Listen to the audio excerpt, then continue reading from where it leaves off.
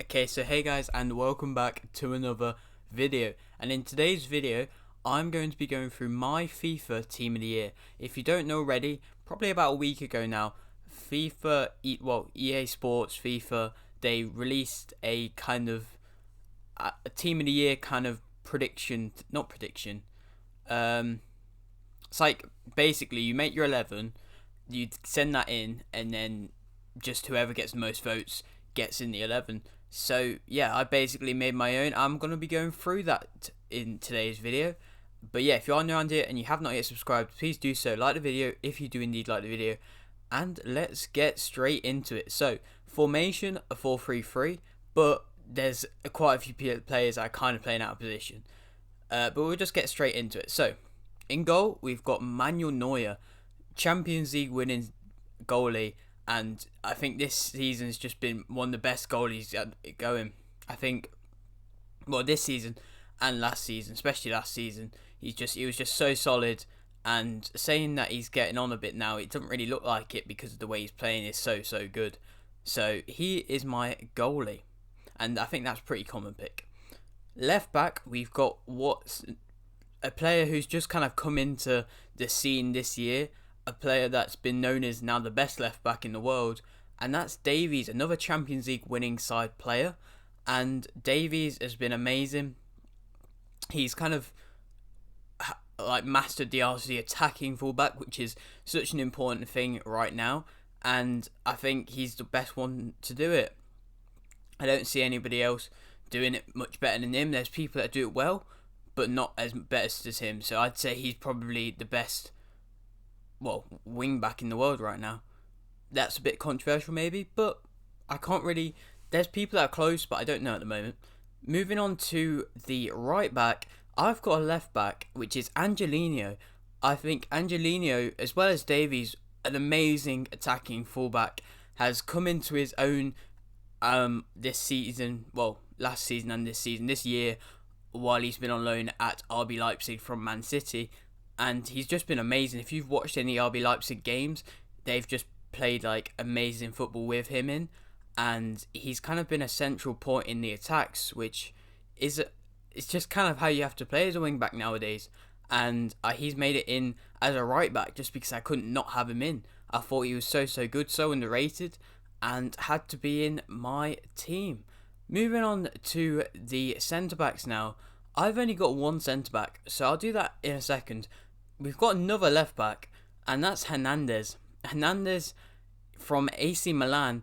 I think, especially this season, the whole AC Milan team's played amazingly, but Theo Hernandez has especially been very good, and is underrated as well. I don't really see many people hyping him up, but he is an amazing player, and it's been a pretty rock kind of player. He's not as attacking as the other two, but he's an amazing player and had to be in my team of the year. But I don't see many people putting all three of them in. I see a lot of people putting Davies, but Angelino and Hernandez, not so much.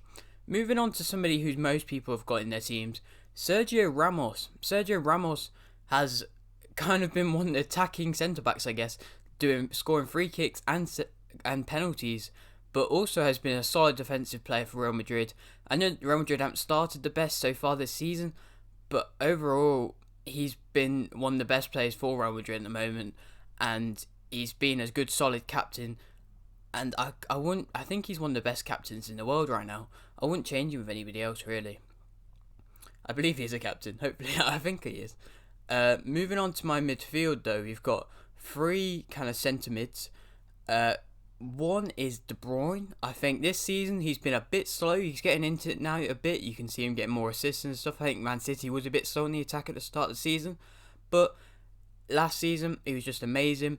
Got, I believe, broke a record of some sort of his assists in the Prem, and is just an amazing player. And you can't not have him in your team. There's so many people that have got him in his team just because of how good he is.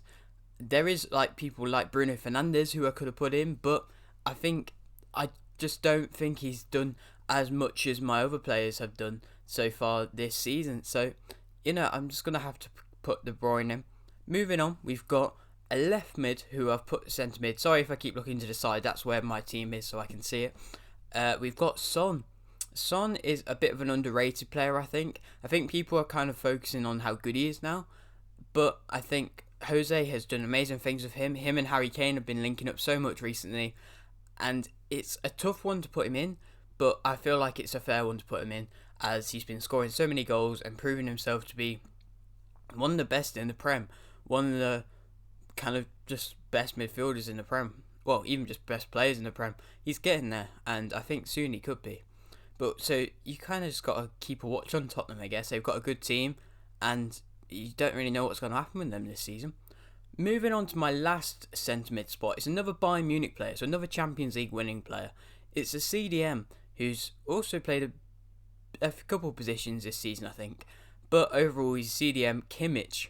Kimmich recently this year has been so solid. Quite underrated, I think. A lot of people are rating him over Thiago. Thiago over him. But I think Kimmich has been one of the best and has really kind of done what he came out to do when he first started playing, which was just kind of replace Lahm.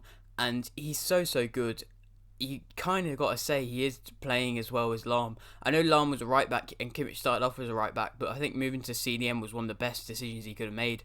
And now he's just better than ever. And I mean, to be fair, Bayern Munich are better than ever. That's why I've already gotten 3 players from them in my team, and I'm going to have one more as well, which we'll get onto in a minute. But yeah, so I'm going to have them in. Moving on to the attack now, we've got a left wing, a right wing, and a striker. But we've got 2 strikers and a left wing, just because I was allowed to put as many as any attackers I want in. So left wing, we've actually got a left wing, and this is Neymar. I think Neymar has been amazing this season, and I feel like he's played better than Mbappe. I feel like he kind of got to say he has. At the end of last season, he was doing amazingly. He started pretty well this season, and as long as he doesn't get any massive injuries, you can't really see him stopping. And I think PSG is kind of where he found his own. When he's actually settled in there and there's not loads of transfer rumours of him leaving and going everywhere else, he plays really well. And it's kind of gone back to showing why he actually went to Barcelona in the first place, just because of how good he is, really. You can't really fault him. And yeah, I think he's another interesting player that you're going to have to see how he goes this next year, as I don't think he'll leave, but if he does, it'll be interesting to see where he goes. But there's always rumours of him leaving to go everywhere.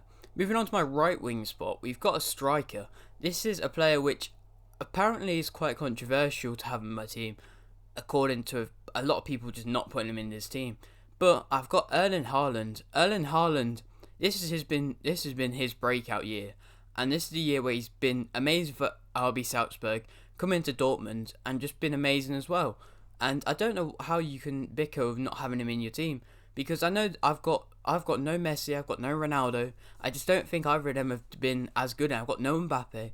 I feel like Haaland has to be in because of just the sheer amount of goals he scored. That stat alone is mental, and I feel like that's the main reason why I've got him in. So that is pretty much probably one of my most controversial ones. Maybe Hernandez, maybe Son, but overall I think that's a good decision. Moving on to my last player now, which is my central striker, a player that if the Ballon d'Or was going, definitely would have won it, and a lot of people have been saying how good he has been this year, and you can't fault him. Another Bayern Munich player, another Champions League winning player, broken quite a few records I think this season, and yeah, that is Lewandowski. Lewandowski has to be one of the best. Has to be the best player in the world right now. I don't think anybody can disagree with that. I don't know if I'm annoying any people saying this, but I feel like he has to be, like, and there's so many people having him in his team, which is kind of showing how good he has been to have him over certain players like Mbappe and Ronaldo. But I feel like he has to be in, and he's definitely the best striker in the world, best player in the world. And yeah, that is it for my team. That is my 11 team of the year. I'll be interested to see how many of them actually get into the FIFA team of the year. If you want to see a reaction to maybe the team of the year compared to the ones that I put in, I could maybe do that. But yeah, if you are new around here and you have not yet subscribed, please do so. Like the video if you do indeed like the video. And thanks for watching.